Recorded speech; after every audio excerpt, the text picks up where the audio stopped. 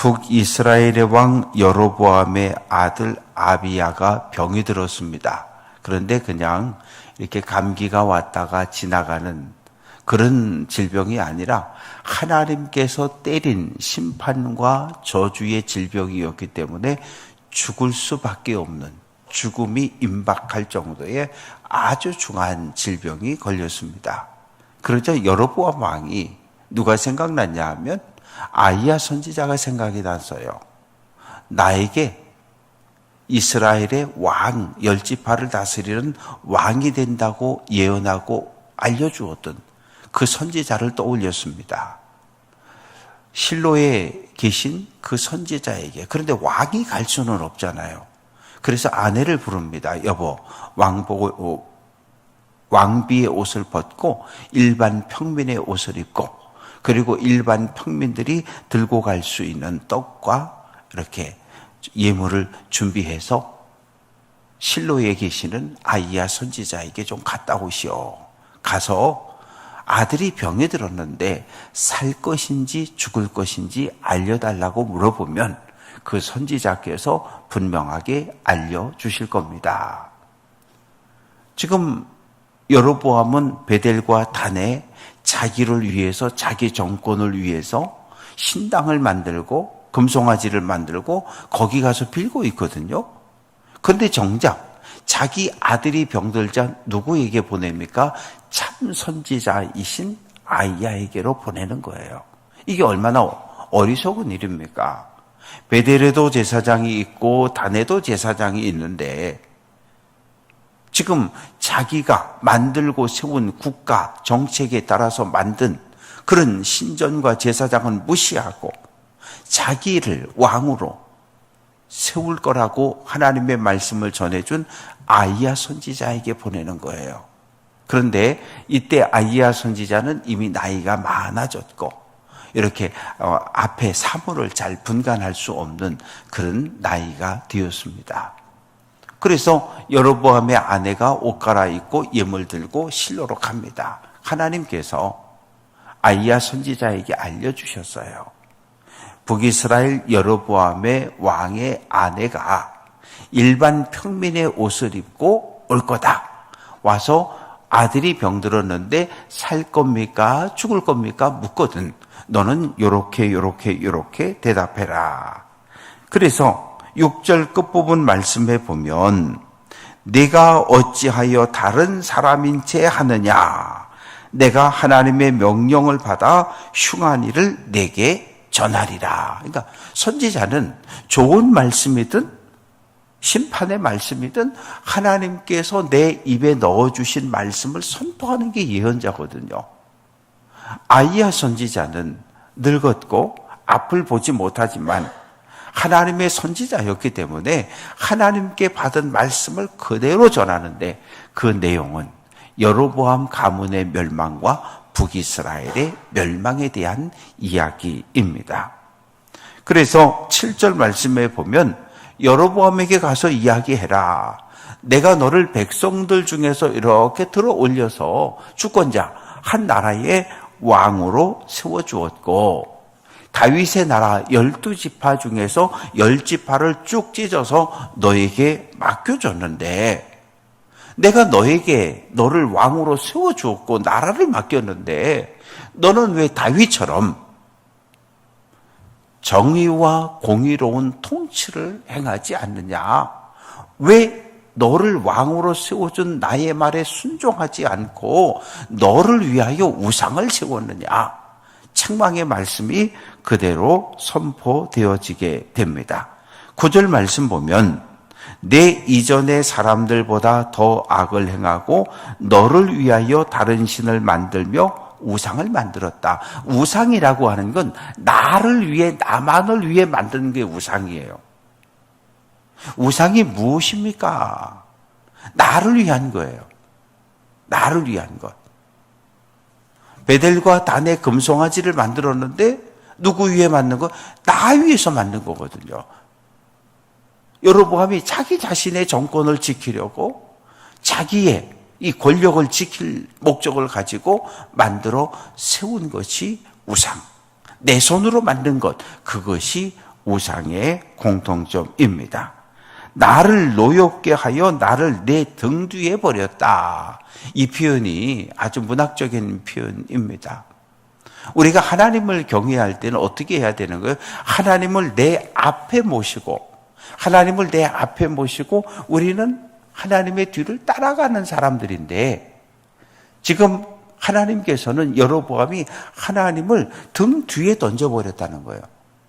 하나님을 무시하고 내가 내 인생의 주인 된 삶을 살아간다는 거예요. 하나님의 말씀을 듣고 하나님의 말씀에 순종하며 믿음의 길을 달려가야 되는데, 하나님을 등 뒤에 던져버리고 내가 내 인생의 주인이 되어서 씩씩하게 걸어가고 있다는 거죠. 그것에 대해서 책망의 말씀을 하십니다. 그래서 10절, 내가 여로보암의 집에 재앙을 내려 여로보암에게 속한 사내라는 건 뭐예요? 남자들을 이야기하는 거예요. 남자는 모두 죽인다는 거예요. 남자가 죽는다는 얘기는, 가부정적 사회에서 남자가 죽는다는 얘기는 대가 끊어진다는 거예요. 여로보암 가문의 대를 하나님께서 끊어버리겠다고 선언을 합니다.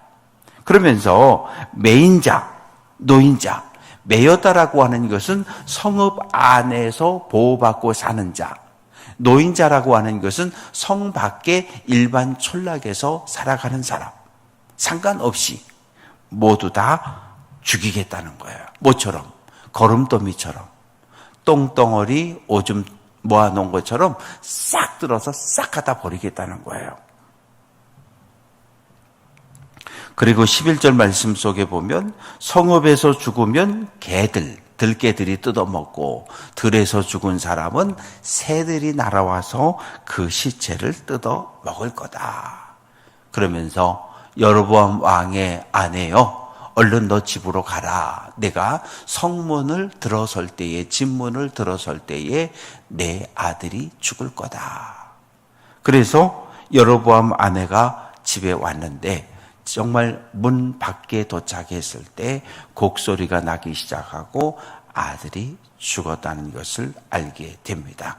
그러나 그 병들어 죽은 아비야에 대해서 13절 말씀 보면, 여로보암 집의 남자들 중에 오직 이 아비야만 묘실에 정상적으로 장례가 된다는 거예요. 왜? 여로보암 집안의 모든 남자들이 다 그 마음속에 악이 있는데, 이 아비야에게는 하나님의 선한 것을 하나님이 보셨다는 거예요.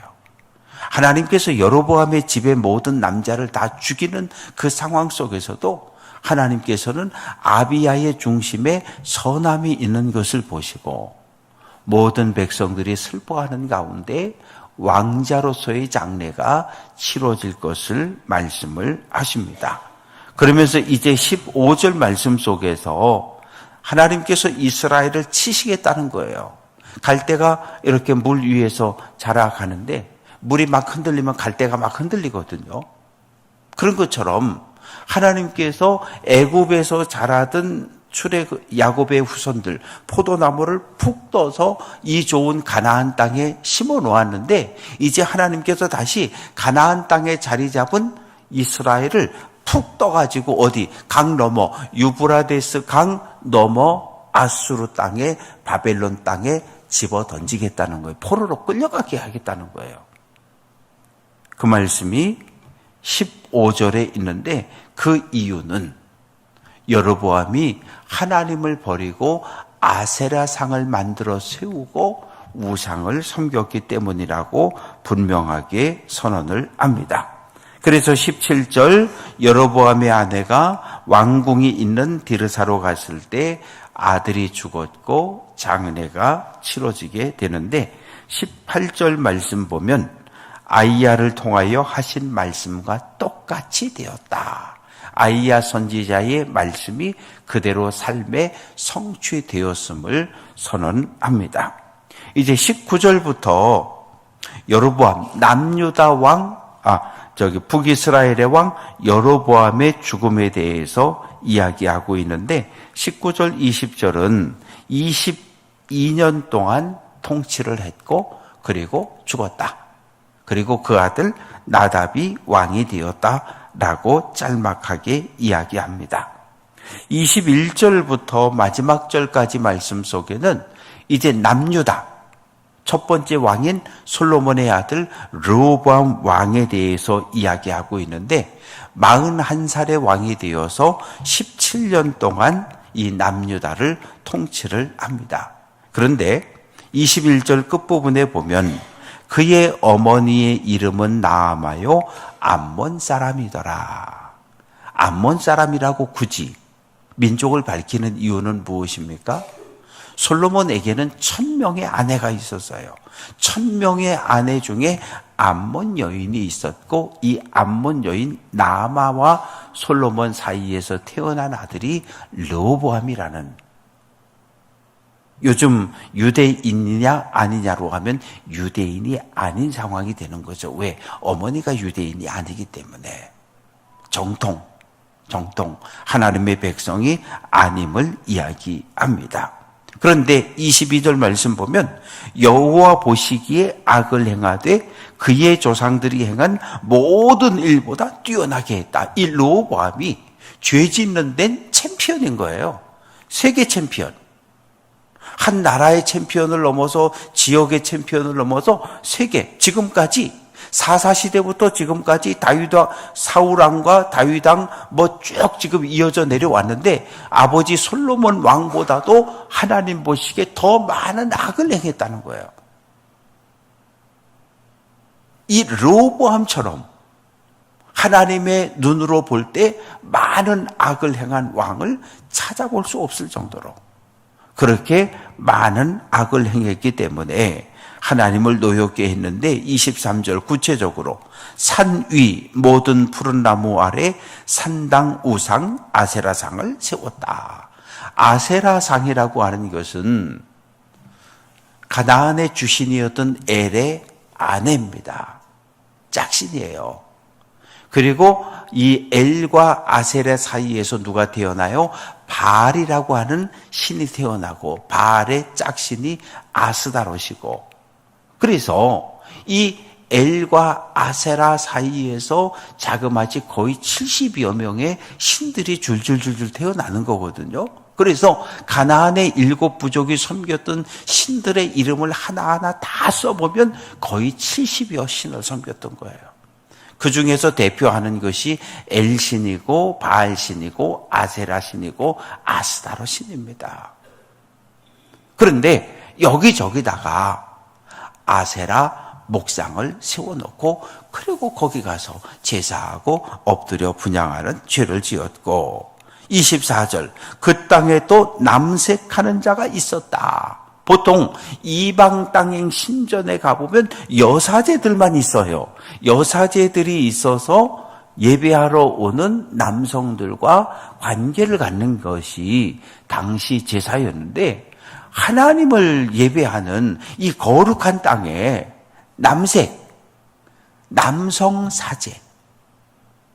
남성사제들이 신전과 산당에 있으면서 부정한 행위를 했다는 거예요.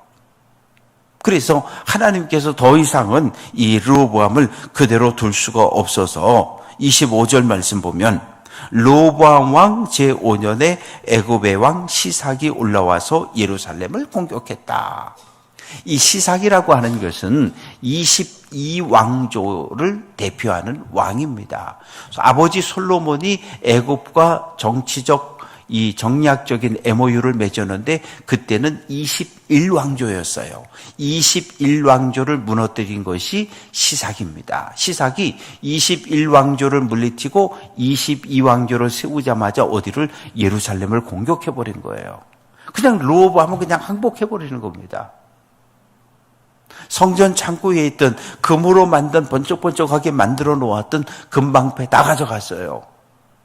그러니 왕이 성전에 예배하러 갈 때 이 경호원들이 금방패를 들고 번쩍번쩍 좌우에서 이렇게 갔었는데 금방패를 다 빼앗겨 버렸으니까 노수로 노방패를 만들어서 이제 그 흉내를 내게 됩니다.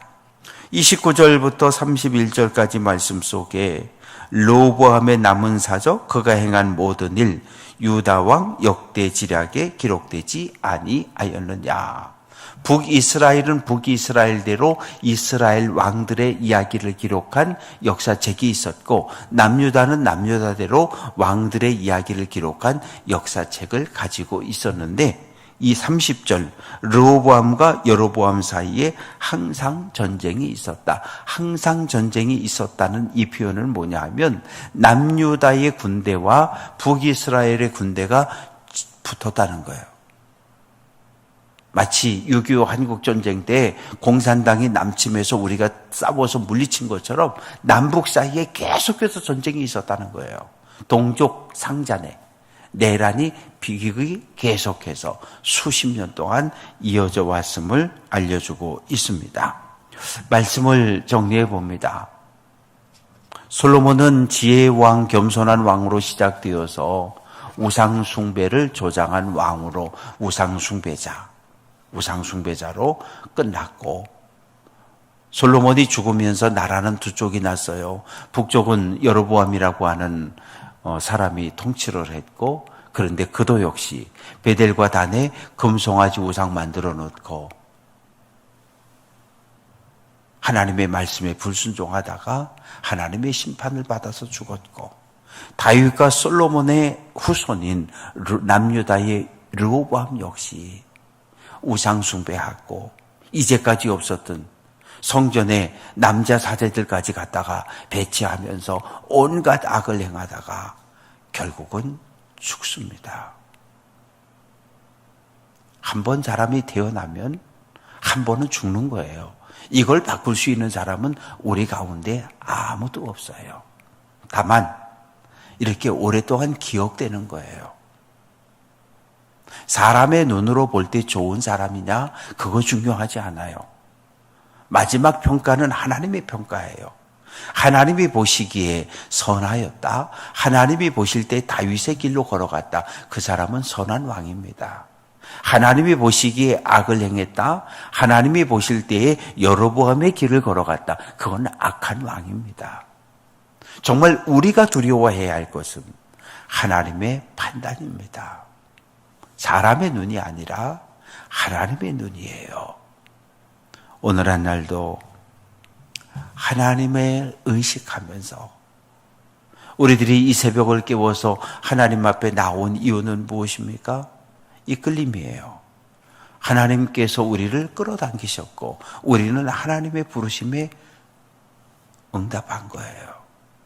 오늘 한 날 이 아침 선포된 말씀을 우리 마음판에 딱 새기고 오늘 한 날도 하나님의 백성답게 거룩한 삶을 살아서 하나님 말씀에 순종하며 믿음의 길을 잘 걸어갈 수 있는 귀한 성도들 될 수 있기를 주님의 이름으로 축원합니다.